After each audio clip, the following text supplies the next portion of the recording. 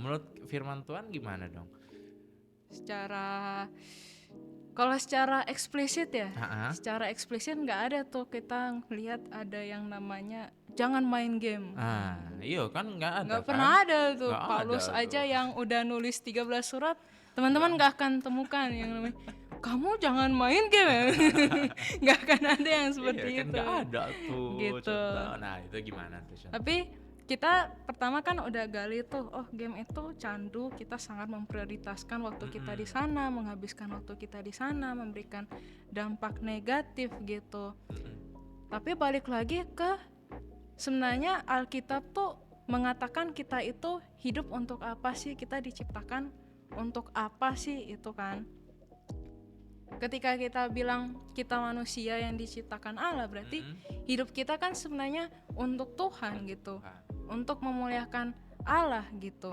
Di situ kan. Jadi hidup kita utamanya pada dasarnya dan tujuan ultimatnya adalah untuk memuliakan Tuhan. Makanya ketika dibilang misalnya di surat Paulus gitu, dibilang 1 Korintus 10 ayat 23 ayat 24, mungkin kita semua juga pernah dengar gitu, dikatakan segala sesuatu diperbolehkan. Paulus bilang oke, benar gitu, tetapi bukan segala sesuatu berguna gitu. Segala sesuatu diperbolehkan, benar, tapi bukan segala sesuatu itu membangun di situ. Itu kan kita mulai mikir gitu, apakah dengan kita sebagai orang yang diciptakan Tuhan untuk memuliakan Tuhan, apakah ketika kita menghabiskan waktu gitu untuk main, apakah itu membangun kita semakin dekat dengan Tuhan gitu loh? Apakah itu membuat kita semakin mengenal Tuhan gitu di situ? Apakah kita semakin mengasihi Tuhan di situ? Apakah kita berdampak hidup kita di situ? Terus kemudian Tuhan Yesus juga kan pernah ngomong ya, balik lagi ini ke hukum terutama gitu ya. Kasihilah Tuhan Allahmu dengan segenap hatimu, dengan segenap jiwamu, dengan segenap akal budimu gitu.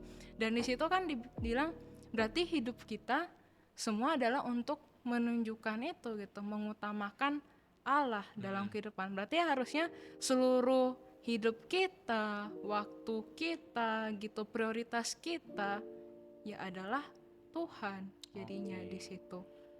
Dan itu sangat bertentangan dengan kecanduan game yang mengatakan ya seluruh hidupku, waktuku adalah untuk game. Wah. Itu udah sangat menentang tuh di situ gitu. Dan yang kedua dan yang mungkin dibilang juga menentang dengan game kan dikatakan kasihilah sesamamu manusia seperti dirimu sendiri. Nah, sampai sini kita tahu game online sekarang punya komunitas. Kita terhubung dengan orang-orang di dalam game, entah cuma dalam Mobile Legends yang cuma 20-an menit itu kita terhubung dengan mereka. Nah, apakah di situ kita menunjukkan kasih ke mereka gitu? Apakah justru karena emosi kita yang mudah ini tersulut karena udah dikompor-komporin, ya kita juga sudah gagal gitu menunjukkan kasih di situ gitu. Itu jadi pertanyaan juga kan di situ. Apakah kita mengasihi sesama ketika kita bermain game? Wow, menarik. Ternyata walaupun tidak secara langsung dikatakan di Alkitab untuk tidak bermain game, untuk tidak kecanduan bermain game, tapi ada faktor lain. Maksudnya ada bahasa lain, maksud lain di Alkitab yang memaksudkan bahwa jangan sampai kecanduan. Gitu ya, contoh ya. Karena kembali lagi kayak contoh bilang tadi, waktu kita diciptakan manusia itu untuk Allah. Jadi waktu kita harusnya banyak dengan Allah. Tapi kalau kecanduan game, waktu kita tersita dengan game ya. Tersita. Kurang lebih seperti itu ya contoh ya. Makanya dibilang main game itu boleh. Ada tapinya. Ada tapinya kayak Paulus bilang tadi ya, segala sesuatu itu diperbolehkan tapi tidak segala sesuatu itu berguna dan membangun gitu ya. Oke, ya terus contoh kita kan bahas ini kecanduannya ya. Terus gimana dong kalau udah kecanduan? Cara lepasinnya gimana? Kan Cara ini kan terlepasnya, bertentangan dengan firman Tuhan. Aku nih pengen gitu kembali lagi untuk di jalan yang benar gitu kan. ya. Berarti kan ini udah nggak jalan yang benar nih kalau kecanduan. Nah, kalau untuk kembali terlepas dari kecanduan ini, nah kalau udah terpuruk dengan kecanduan itu gimana? Solusinya apa dong? Aku pikir step paling pertama yaitu kita perlu aware gitu. Aware tentang? Aware dengan kecanduan kita. Aware dengan kecanduan. Iya. Oke. Ketika kita mendengar firman Tuhan, terus kita merasa, oh ternyata aku udah terlalu jauh ya dari Tuhan. Dan awareness itu akan menjadi step awal gitu bagi kita untuk mulai melakukan berbagai cara yang bisa terlepas dari kecanduan game gitu. Dan setelah kita aware gitu, nah sebenarnya kita juga butuh yang namanya support system gitu, teman-teman kita di sini. Jadi ketika kita bilang berkomitmen, aku ingin mengurangi gitu, aku ingin mengurangi durasi bermain game. Nah support system kita di sini dibutuhkan untuk menolong kita menjaga komitmen itu gitu, orang-orang di sekeliling kita. Jadi aku memang mikir gitu, misalnya kita bilang berkomitmen gitu, tapi kita cuma komitmen ke diri kita sendiri. Ketika kita cuma komitmen dan diri kita sendiri, mungkin kita awalnya bisa gitu mengurangi, Satu, 2 hari, 3 hari, satu dua hari gitu ya. gitu. Tapi lama kelamaan Seminggu, untuk 2 terus minggu. menjaga komitmen itu gitu, ketika kita sendiri akan mudah komitmen itu mulai ya kompromi, cincai lah gitu, cincai dan balik lagi jadinya gitu. Nah ketika kita udah punya komitmen dan support system kan, itu berarti kita mengurangi cut gitu waktu bermain. Berarti ini ada waktu kosong kan gitu. Ada waktu-waktu ini yang biasa kita pakai main game, tapi karena kita ingin lepas dari kecanduan itu, kita cut, dan itu waktu kosong kan jadinya gitu. Waktu kosong ini perlu kita isi dengan aktivitas yang lain selain main gitu. Misalnya kita melakukan hobi kita di luar bermain game, kita mencari hobi-hobi yang baru, entah itu sports, entah itu kita coba memasak ya, kemarin kan katanya ada lomba masak gitu. Mungkin dari itu bisa evaluasi juga tuh, masaknya udah oke belum gitu. Dan mungkin hobi-hobi yang lain gitu. Dan bahkan kalau gitu kita juga butuh diisi dengan firman Tuhan sebenarnya. Jadinya kita perlu diperteguh lagi oleh Tuhan, pergumulan kita untuk terus dekat dengan Tuhan gitu. Kita nggak cuma bilang komitmen, tapi kita juga butuh Roh Kudus untuk memampukan kita gitu. Jadi itu jalan keluarnya ya. Jalan keluar yang menurut aku juga aku pernah rasain sih. Kalau emang secara pribadi itu nggak kuat ya contohnya, banyak aja godaan gitu ya. Banyak. Tapi kalau dibawa dalam doa emang ada aja jalannya ya untuk. Ada bisikan nggak sih? Kalau aku sih pernah dibisiki, kayak ada bisikan kayak jangan, kamu kan udah komitmen, udah supaya nggak gitu. Ya emang harus dibawa dalam doa gitu ya. Perlu bawa dalam doa. Terus kalau kita udah terlepas nih dari kecanduan itu dengan pertolongan dari Tuhan pastinya. Karena kalau dengan diri sendiri kan nggak bisa ya. Hal apa dong yang kita terima, atau hadiah apa, atau hal positif apa yang kita dapetin kalau kita tuh berhasil nih untuk terlepas dari kecanduan ini nih? Apa dong? Kalau kan itu kan istilahnya ada usaha, ada hasil. Nah hasilnya apa selain terlepas dari kecanduan itu? Hasilnya apa? Kalau dari pengalamanku ya ini, kalau aku yang dulu kecanduan, masuk kuliah berhenti gitu, otomatis, kayak secara otomatis berhenti. Dan di situ aku lebih bisa melihat dunia sebenarnya gitu, dalam bisa pengertian melihat dunia ya. Gimana tuh? Jadi ketika aku main game aku kan sangat terfokus pada HP gitu, pada HP, pada game.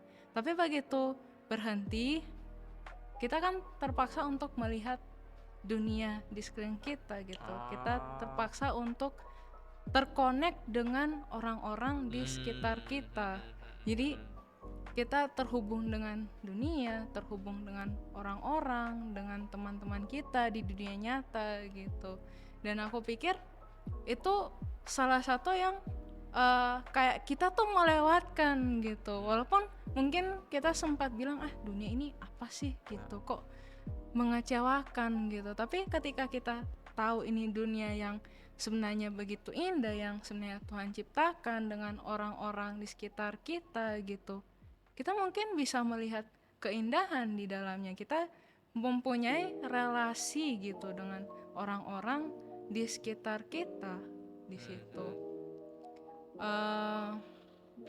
Waktu itu kan aku sempat bingung gitu, sempat berefleksi juga. Misalnya ketika aku main kumpul dengan teman-teman tapi cuma untuk main mabar gitu. Nah aku sempat mikir kan jadinya, kalau aku ketemu orang cuma untuk mabar gitu, dari mana aku tahu kehidupannya, dari mana aku tahu pergumulannya gitu, dan dari mana dia tahu pergumulanku gitu, dari mana kita bisa saling kenal, kita bisa lebih dekat di sana gitu. Kalau ketika aku ketemu teman cuma bilang main yuk gitu tanpa ada obrolan lagi, ya cuma main terus habis itu udah gitu, udah kelar.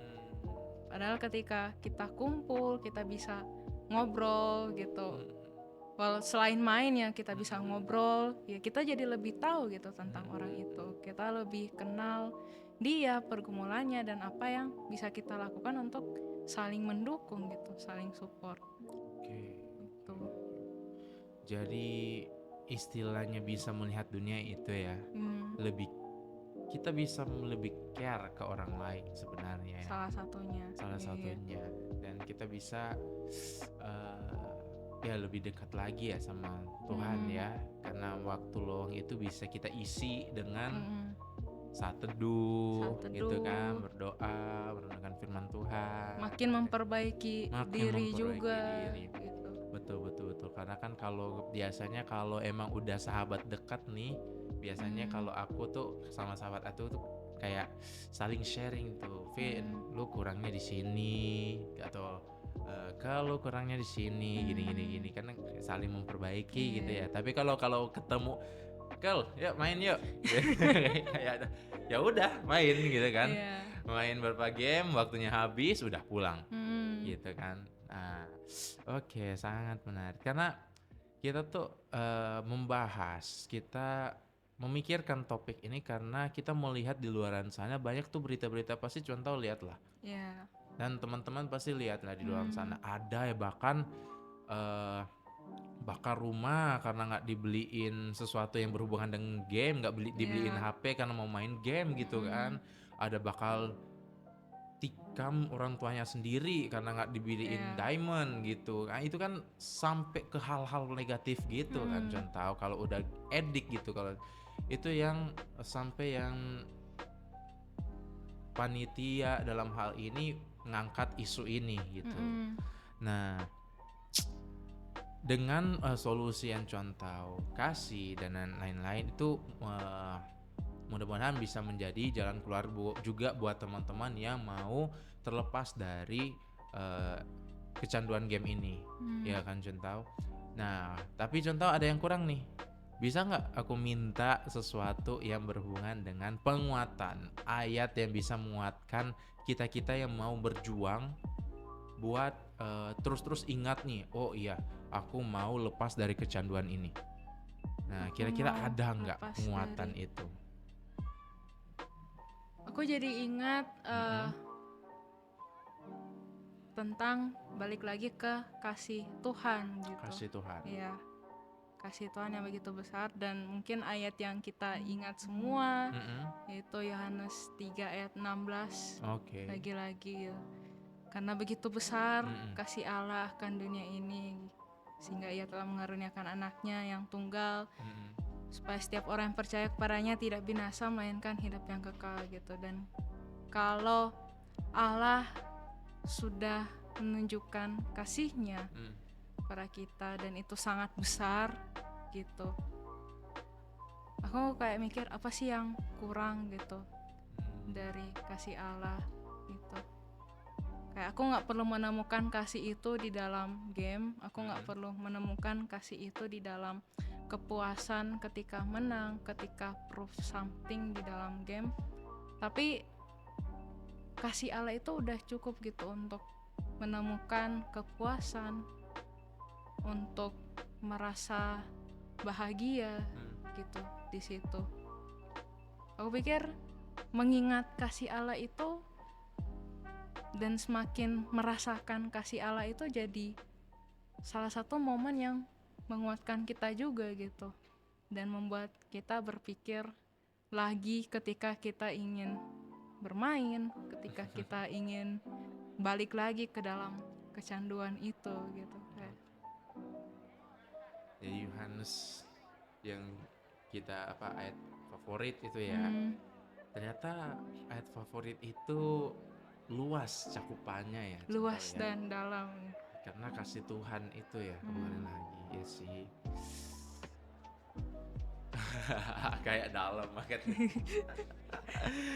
Nah, tapi dengan semuanya ini, salah nggak sih pada zaman sekarang kan ada, kita tahu deh, kayak ada yang gamers, profesi gamers, profesional. Ada yang e-sport, atlet e-sport. Nah, itu salah nggak sih sebenarnya kita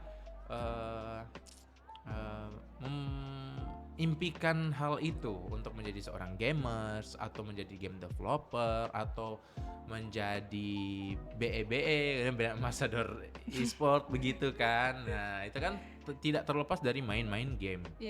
Nah, itu salah nggak sebenarnya? Dan apalagi nanti tanggal berapa tuh kita ada Teenager League. Betul. Yang lombanya Mobile Legend tuh nanti ya kan. Nanti akan ada lomba-lomba itu yang istilahnya bisa dimenangkan dan dapat hadiah tuh. Contoh kalau internasional, nasional aja itu ya kita dapat uang gitu, bisa bahagiain orang tua malahan gitu kan, bisa traktir teman, bisa bertraktir orang tua.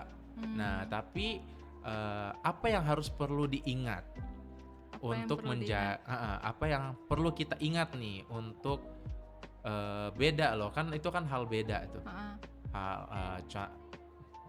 Kecanduan game sama impian untuk jadi professional gamers, ya, gitu beda kan. Nah, hal-hal apa yang perlu kita perhatikan? Ya, aku pertama akan bilang jangan sampai karena kita tahu ada Teenagers League gitu di gereja yang Mobile Legend, terus kita bilang oh ini berarti nggak apa-apa nih buat main game terus nih. Ini kan mau persiapan lomba. Iya, betul. Itu jadi alasan tuh nanti jadi alasan ini. Gitu. Atau ketika kita bilang itu nggak salah, terus oh ini contoh juga bilangnya contoh bilang nggak salah. Nggak salah. Lihat nih podcast nih. Lihat di podcast ada pendukungnya. Pertama, kalau kita bilang kita mau jadi professional player gitu, balik lagi pertama gumulkan itu baik-baik gitu. Gumulkan baik-baik.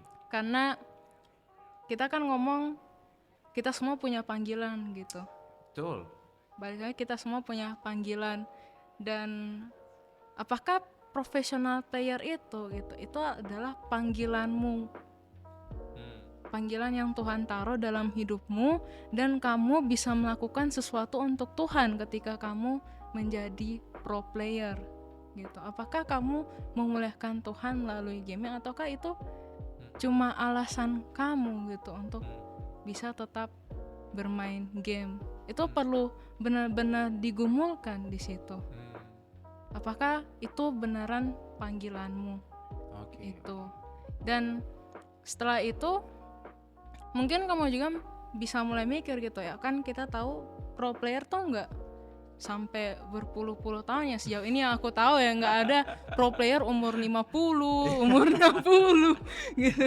Ya entah karena ini profesi baru gitu, tapi kita perlu mikir kan gitu. Kalaupun kita menjadi pro player dalam waktu yang singkat, balik lagi itu apa dampak yang bisa kita perbuat. Bahkan aku akan challenge teman-teman yang udah yakin gitu untuk menjadi pro player.